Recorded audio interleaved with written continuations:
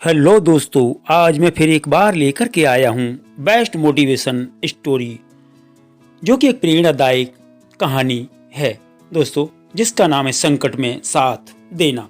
दोस्तों, यह कहानी एक गांव की है जहां लोग एक दूसरे के सहारे जीने का तरीका सीखते हैं। एक गांव था जहां लोगों के बीच में अनूठा एक बंधन था।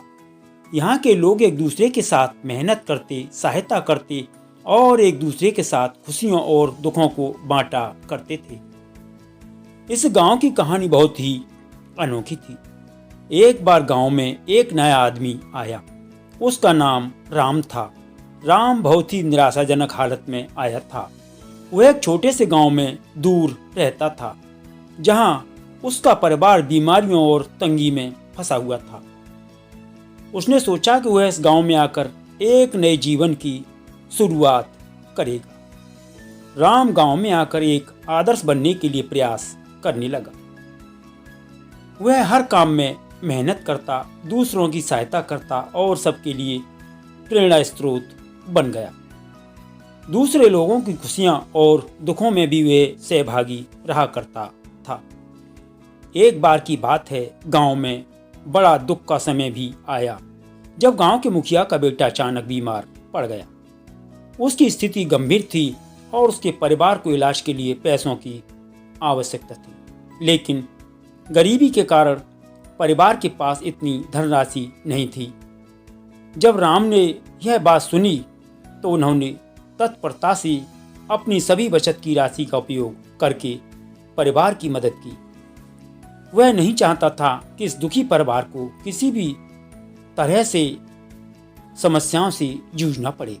उन्होंने बचत की राशि के साथ साथ दूसरे गांव वालों को भी बुलाया और सहयोग मांगा और अपील भी की, और उन्होंने भी उस परिवार की सहायता की। इस आपातकाल में गांव वालों ने एक बड़ी टीम बना ली।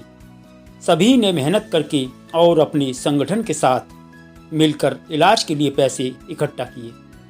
थोड़े समय के बाद बेटे का इलाज हुआ और वह पूरी तरह से स्वस्थ हो गया।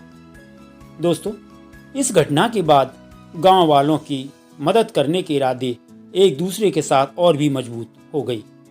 यह उनकी सद्भावना, नेकी और सामर्थ्य का परिणाम था। वे सभी ने समझा कि दूसरों की मदद करके ही हमारा असली लक्ष्य पूरा होता है।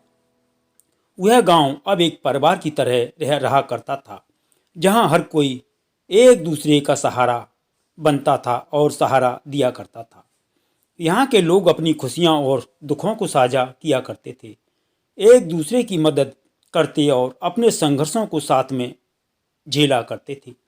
वे सब मिलकर इस दुनिया में एक सुंदर और समृद्ध जीवन जीने का तरीका सीख गए।